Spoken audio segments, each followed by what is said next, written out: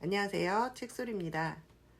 섹스피어 희곡 읽기 5대 희곡 중 오늘은 베니스의 상인을 소개해 보려고 해요. 민음사 도서로 준비했어요. 베니스의 상인은 그의 나이 33세 1597년경에 쓰인 작품이에요. 거의 작가로 활동하는 극작가로서의 초기 시절의 작품이라고 볼 수 있어요. 복수심과 교활함의 상호작용을 묘사하면서 결국 선이 악을 이긴다라는 어떻게 보면 되게 보편적인 내용을 담고 있지만 섹스피어의 작품 중 어쩌면 그 시대의 극작품 중에서 가장 훌륭하고 생각을 자극하는 그런 작품일 것이다 라고 생각이 돼요. 섹스피어의 나이 대략 24세 때쯤에 런던에서는 극작품이 최초로 공연이 되는데 이로부터 1, 2년 후쯤부터 섹스피어는 극작품을 쓰기 시작해요. 그리고 이 베니스의 상인, 이렇게 대단하다고 많은 평가를 받고 있는 이 작품이 8년 만에, 극작품을 쓰기 시작한 8년 만에 만들어진 작품이라고 하니까 조금 더 섹스피어가 대단하다는 생각이 들고, 그리고 어쩌면 섹스피어는 극작품을 쓰기 위해서 태어난 건 아닐까 하는 생각이 들 만큼 정말 훌륭하고 멋진 인물이었다라는 생각이 들더라고요. 줄거리 한번 살펴볼게요. 안토니오라는 사람은 여러 채의 배를 가지고 있어요. 이 배로 돈을 버는데 아주 많이 벌어요. 안토니오에게는 사랑하는 바사니오라는 친구가 있었고, 바사니오는 지금 사랑에 빠져 있어요. 그리고 사랑하는 포셔와 결혼이 하고 싶은데 지참금이 없어요. 돈이 없어서 사랑하는 여인을 얻을 수 없다고 하니 너무 안타까운데, 의기소침해 있는 바사니오를 바라보는 안토니오 또한 매우 안타까웠어요. 안토니오는 친구로서 마땅히 바사니오의 지참금을 마련해 줘야 되겠다라고 생각했어요. 그리고 조만간 또 자신의 배가 세 척이나 들어오고 있었기 때문에 크게 걱정하지 않고 고리대금 업자인 유대인 샤일록을 찾아가요. 그런데 샤일록은 안토니오에게 뿌리 깊은 증오심과 모종의 혐오감을 가지고 있었어요. 안토니오는 샤일록에게 무자비한 개라고 말한 적이 있었고, 샤일록의 저고리에 가르침을 뱉은 적도 있었어요. 돈이 궁해지니까 나를 찾아왔다? 안토니오가? 샤일록은 이 상황이 굉장히 빈정이 상했어요. 그래서 이자 따위 필요 없다. 당신이 빌려간 돈을 당신이 약속한 날짜에 갚지 않으면 안토니오의 심장과 가까운 살 1파운드를 요구하는 것으로 담보를 설정했어요. 안토니오에게 악감정이 있었기 때문에 샤일록은 안토니오가 빚을 갚지 못하는 상황이 되기를 굉장히 바랐어요. 계약서를 작성하고 공증을 받으면서 샤일록은 안토니오의 비위를 자극했어요. 언짢은 관계이고 유쾌하지 않은 계약 조건이었지만 사랑하는 친구 바사니오와의 우정을 생각해서 안토니오는 인내할 수 있었고, 무엇보다 곧 자신의 배가 들어올 거였기 때문에 크게 걱정하지 않고 기꺼이 보증을 서고 돈을 빌려서 바사니오에게 건넸어요. 아주 아름다운 우정이 아닐까 싶어요. 포셔 역시 바사니오를 사랑했고 그와의 결혼을 희망했어요. 하지만 포셔의 아버지는 죽기 전에 유언을 남겼어요. 자신의 딸 포셔의 남편이 될 사람은 반드시 자신의 수수께끼를 풀어야 한다 라는 내용이었는데, 세 개의 궤가 있어요. 금괴, 은괴, 납괴. 이 세 개의 궤에는 각기 문장이 하나씩 써 있는데, 금괴에는 다수가 원하는 것을 얻으리라 라고 쓰여 있었고, 은괴에는 너 자신의 가치만큼 얻으리라 라고 쓰여 있었고, 납괴에는 다 내놓고 위험 감수해야 한다 이렇게 쓰여 있었어요. 그 세 개의 궤 중 한 곳에 포셔의 초상화가 들어 있었고, 그 초상화가 들어있는 궤를 선택한 남자만이 포셔와 결혼할 수 있는 그런 수수께끼였던 거죠. 이미 많은 남자들이 포셔의 사랑을 얻기 위해서 수수께끼에 도전하고 실패한 상황이었어요. 포셔를 얻기 위해서 수수께끼를 풀어야만 하는 바사니오는 어떤 궤를 선택했을까요? 우리의 현명한 바사니오는 아무도 선택하려 하지 않는, 다 내려놓고 위험을 감수해야 된다는 문구가 적힌 납궤를 선택했어요. 그 안에는 포셔의 초상화가 들어있었고 무언가 두루마리에 적힌 채로 함께 담겨 있었는데, 그 두루마리에 뭐라고 적혀 있었냐면, 보는 대로 선택하는 그대는 운 좋았고 선택 또한 옳았다.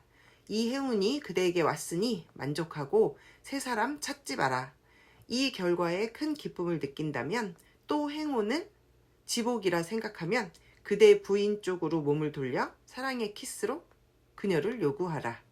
이렇게 샤일록에게 돈을 빌린 바사니오는 지참금을 들고 포셔에게 가서 수수께끼를 풀고 포셔를 아내로 맞이할 수 있게 되었어요.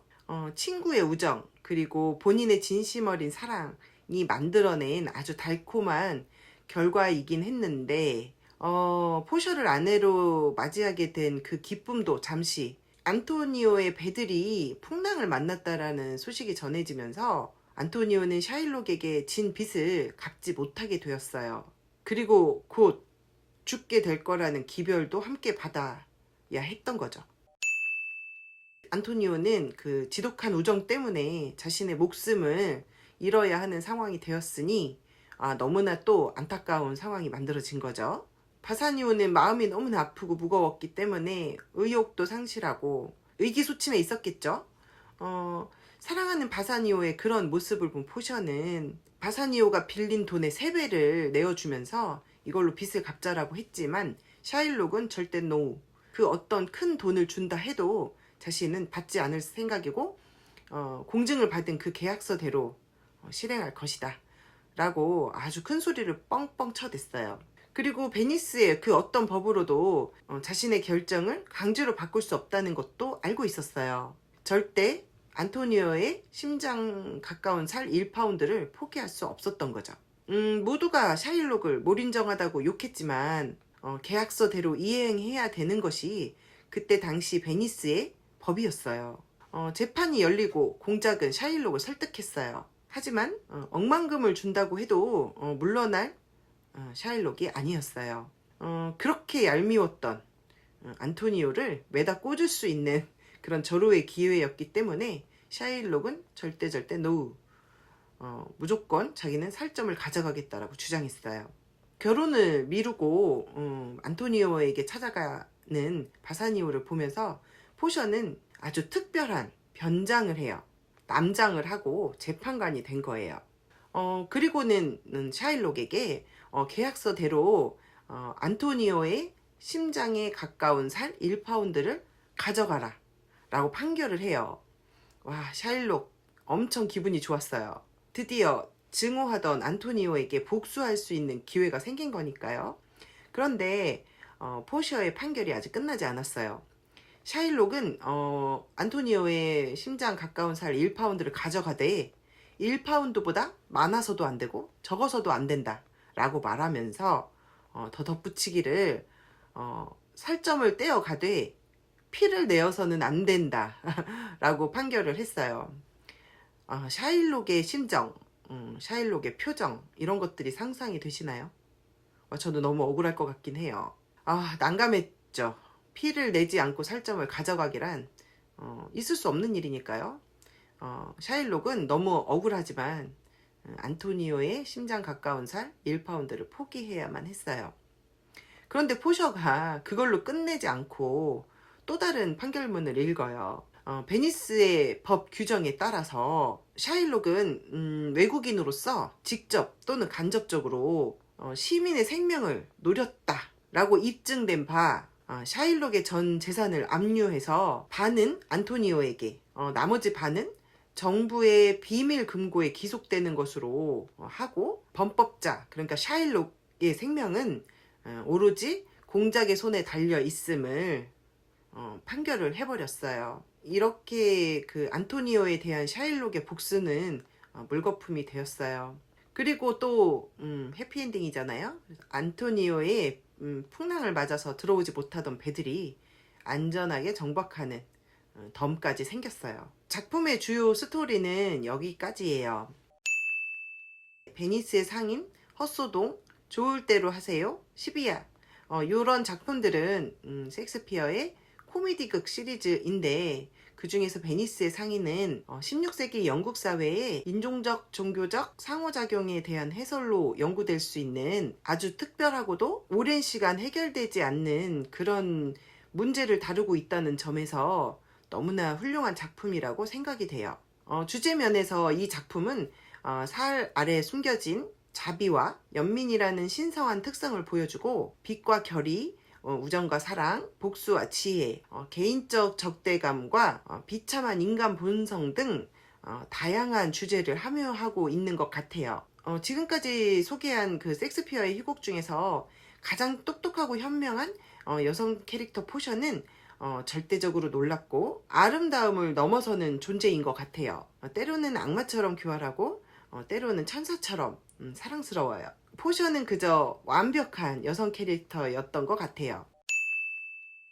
짧은 희곡이지만 코미디도 존재하고, 그리고 포셔의 아버지 수수께끼는 우리의 그 선녀와 나무꾼에 등장하는 금도끼, 은도끼, 새도끼처럼 신비감도 있었는데, 질서정연하게 마무리되어가는 결론은 저에게는 미스터리였어요.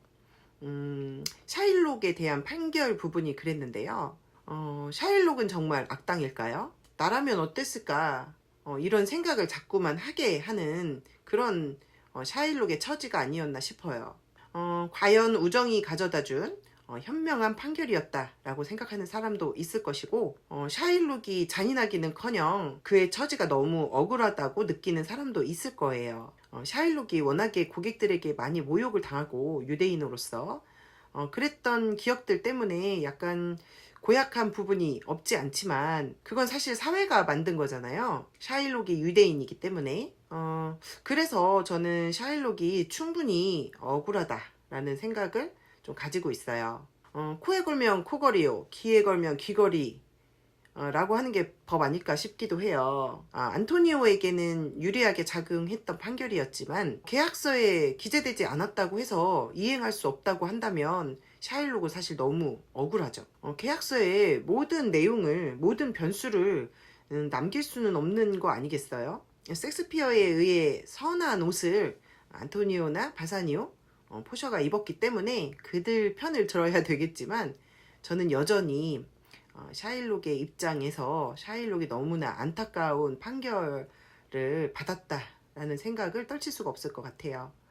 그래서 샤일록의 입장에서 이 작품이 약간은 재조명되어야 될 것 같다라는 생각을 하고 있어요. 사실 지금 세상이라면 택도 없는 일이잖아요. 베니스의 상인은 현명한 인물, 그리고 감정적 갈등, 어떻게 보면 치명적이라고 할 수 있는 현실을 나름대로 코믹하게 또는 감동적이게 표현한, 그러면서도 많은 사고를 가능하게 했던 여러 면에서 완벽한 작품이었다라는 게 제 평가예요. 제가 준비한 내용은 여기까지예요. 다음 도서 12화로 다시 찾아뵐게요.